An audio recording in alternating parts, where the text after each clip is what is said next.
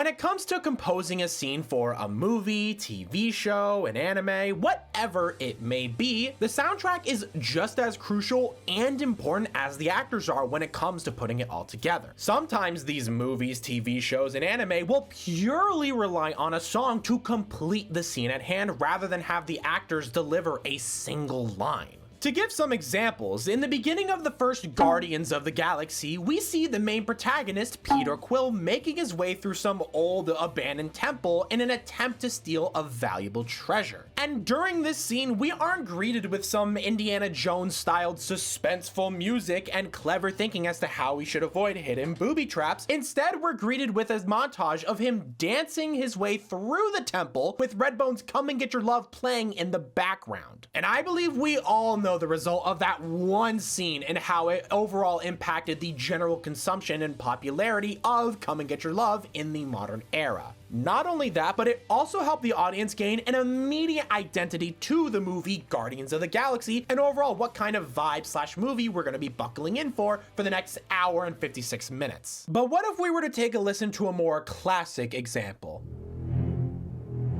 Hearing that main theme play in the beginning of the movie is one of, if not the best tone setters I've ever seen for any piece of media to this day. Right from the beginning of the movie, we are all made aware of the shark's existence, and we learn very quickly that we should expect the absolute worst to happen when this song starts playing. This one song alone is enough to give anybody the creeps and make the hair on their arms stand up. With both of these scenes as examples, I think it's pretty easy to understand the importance of a good soundtrack and overall what a good song from a soundtrack can go on to accomplish. And not just for the scene at hand, but also what the audience might be able to take away from it. And throughout my years of watching movies, TV shows, and anime, there has been one soundtrack that for me personally stands out above the rest. A soundtrack that not only completes scenes, but also completes the entire property. A soundtrack that's been stuck in the hearts and ears of fans for over 24 years, soon to be 25, a soundtrack that belongs to none other than the one and only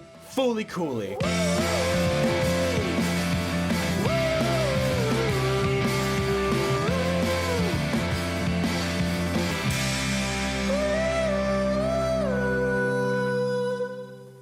I think the best place to start this video is with a simple explanation as to what Fooly Cooly even is, who made it, and overall what it's about. First and foremost, Fooly Cooly is an anime. If it wasn't obvious enough, but something that may not have been obvious is that it was an anime first and then was adapted into a manga. And the manga is not what we're going to be focusing on here in this video because you don't have a soundtrack to manga. We're going to be focusing only on the anime. The anime was made by Studio Gainax, the same studio that's responsible for none other than Tengen Toppa Gurren Lagann, Penny and Stocking, and most notably Neon Genesis Evangelion, and obviously several more. It would start airing overseas in Japan on April 26th in the year 2000, and American audiences wouldn't get to see Fooly Cooly until a whole 3 years later when, in 2003, it would join the late night television program Toonami. As for what Fooly Cooly is about, well, that's a loaded question. But to give you what I believe is the easiest and best answer that I could give you, Fooly Cooly is a 6-episode coming-of-age story where a boy meets a girl and comes to learn that it's okay to feel stupid in life. If you want to get a better understanding as to what Fooly Cooly even is, I highly recommend either watching the anime or going to check out one of the hundreds of video essays that exist on it. And I'm not even joking when I say that. There are so many amazing and well put together video essays going over what the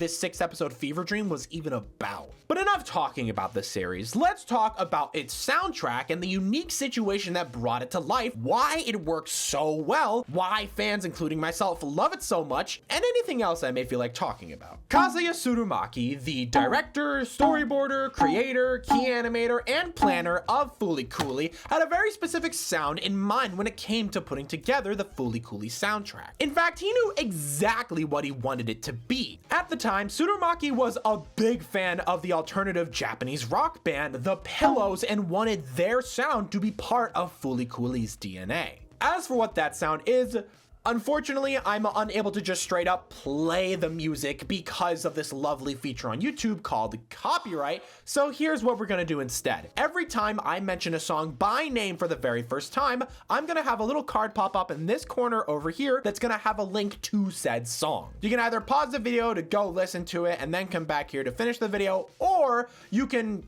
go gather all the links throughout the video, then go listen to them all. I really don't care. Either or works for me. But if I had to do my best to try and describe their sound, it's like you took the definition of the word vibe and just turned it up to 20. They do an amazing job at combining both what I would think of as the stupidly good electric fuzz of a guitar and incredibly catchy melodies to deliver some of the best rhythmic guitar riffs I've ever heard. They're able to take their guitars and basses and bring the unique sound that they're capable of producing out to the forefront. Kind of like how the band Oasis does with a handful of their songs. So if you were expecting the hardcore strumming like AC/DC or the Sex Pistols, I hate to say it, but you are out of luck because the Pillows have nothing to offer but some of the best vibes I've ever gotten down with. Tsurumaki ended up contacting the Pillows agency and made a request saying that he would like to use their song One Life as the ending theme for Fooly Cooly, along with a bunch of their songs that sound similar to it for the soundtrack. At the time, the Pillows weren't really familiar with the world of anime, so to them, this kind of request was actually a turnoff. To directly quote the lead singer of the Pillows, Sawao Yamanaka, it's just that for us, our music activities basically consisted of write music, make a CD, do a tour. Nothing else, and repeat every year. That's what Rock Band meant to us. So a sort of tie-in thing where our music would be used as a theme song or commercial was pretty much a turnoff. We weren't into that stuff. It usually comes with a lot of restrictions, you know? At the time, the Pillows just decided that they were gonna give Tsurumaki one of their newer songs that they hadn't released to the public yet, because they thought it was their coolest song yet. The song in question was none other than Ride on Shooting Star. They figured that if Tsurumaki replied with something along the lines of, no, this isn't what I asked for, then they just turned down the offer entirely. Funnily enough, Tsurumaki ended up loving Ride on Shooting Star and decided to use that as the ending theme instead of One Life. All in all, they came to an agreement. The Pillows sent over their music, and Tsurumaki ended up using 25 songs from their catalog for the soundtrack of Fooly Cooly, and as it turns out, all 25 of those songs composed of the entire soundtrack of Fooly Cooly, with their albums Little Busters, Runner's High, and Happy Bivouac all containing the majority of songs that were found in Fooly Cooly. And honestly, thank God for it. Because I genuinely cannot imagine a potential alternate universe where Fooly Cooly does not have a soundtrack composed of nothing but songs from the Pillows. Because even though those songs weren't made for Fooly Cooly in the sense that they weren't commissioned or asked to make them for this anime, they absolutely were made for Fooly Cooly in some sort of weird spiritual way, as I believe that those songs are the backbone of Fooly Cooly. They're crucial for its identity. And look, I know that may sound dumb or stupid, but I legitimately cannot think of any better way to describe it. Especially when taking into consideration that Tsurumaki already had the Pillows in mind when it came to making the soundtrack, it's not really that surprising why it ended up fitting Fooly Cooly so perfectly. As I said earlier, Tsurumaki wanted the Pillows to be part of Fooly Cooly's DNA. So I don't really think it's that far of a stretch to say that Tsurumaki had the sound of the Pillows in mind when he was storyboarding, writing, creating, and overall putting together Fooly Cooly. For example, in the episode of Firestarter, we primarily focus on the character Mamimi Samajima. She comes across this new video game where the goal is to assist the Lord of Black Flames to commit arson upon a city. One thing you should know about Mamimi Samajima is that she's kinda off her rocker. So much so that the video game starts to take over her life, to the point where she encounters a robot for the first time, a fairly normal thing in Fooly Cooly, follows the robot as it walks towards an abandoned, burnt down school, watches it climb up to the top of it, watches it spread out its arms like it's Jesus Christ getting crucified on the cross, gets struck by lightning, and just starts flying away. As a result of everything I just said, she ends up believing that this robot is the Lord of Black Flames from her video game. But as bizarre and awesome as everything that I just described to you is, that that's not even the best part of the scene. Because while everything I just explained is happening, the song Hybrid Rainbow is playing all throughout it. The scene genuinely ends up feeling like an AMV with how the animation is perfectly timed with the music. I could say with full certainty that if they chose to put any other song from the Pillows catalog, or even just decided to go with the occasional route of let's just put a casual song that we'll have a studio make in there for it, it would not have hit the same or been the same scene at all. It's one of those rare scenes where instead of the animation or the voice acting is doing all the heavy lifting to complete the scene, the music is doing all the heavy lifting to complete the scene. The song isn't working in response to the animation is working in response to the song. The song that was, once again, not specifically made for this anime.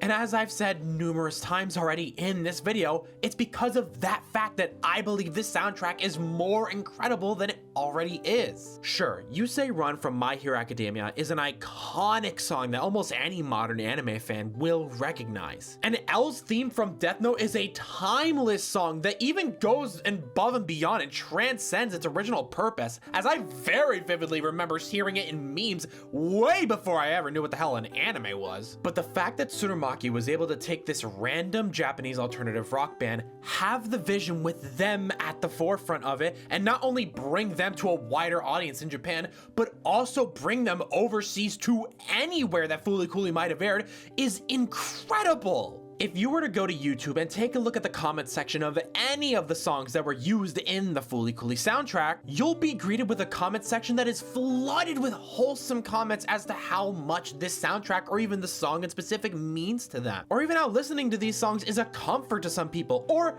the best one I've seen yet, stories about how people grew up listening to this music and are now showing it to their children. It's genuinely so incredible to see, and it makes me even more happy that there are other people out there like me that hold this soundtrack so close to their hearts. And I firmly believe the reason why so many people resonate with this soundtrack is because of how perfectly implemented it was in the anime, and overall how it helped to deliver the message that Fooly Cooly was trying to say of it's okay to feel stupid. Look, it goes without saying that life can be pretty goddamn difficult at times, putting us in front of obstacles that aren't as easily solvable as to just walk around it. Instead, we have to do some heavy critical thinking as to how to get out of a situation that we may be in. And growing up and encountering those problems made me feel like the biggest idiot ever. Sometimes it even made me feel like I knew nothing in comparison to what other kids were capable of doing or even knowing. So growing up way later on and learning that it's okay to feel stupid is a lesson that I wish I learned a lot earlier, and overall is very, very comforting to know. And now whenever I need to remember that, I have something to directly connect it to because of some genius overseas that decided to flawlessly put it together with a message. If there's one thing I've learned while doing my research and overall just making this video, it's that music is such a powerful tool that can be used for more than just a conglomerate of sounds that are put together for like 2 to 3 to 4 minutes, maybe even 6 or 5 if you're crazy. It's a limitless medium that has and will continue to forever be applied to countless different purposes. And who knows, maybe one day in the future I'll come across a new soundtrack or an old soundtrack that I will come to love as much as I do with Fooly Coolies. But with that being said, that's going to be the end of this video. If you guys have enjoyed what I had to say, please be sure to go ahead and drop a like down below and subscribe if you guys are new, and comment if you guys overall agree with everything that I've had to say. And if this video was your first time hearing any or seeing anything of Fooly Cooly, let me know if you guys are now fans of the Pillows or if you plan to go check out Fooly Cooly. I'd genuinely be so happy to know. But on that note, my name is Egan Media, and I will catch you all in the next one. Take it easy.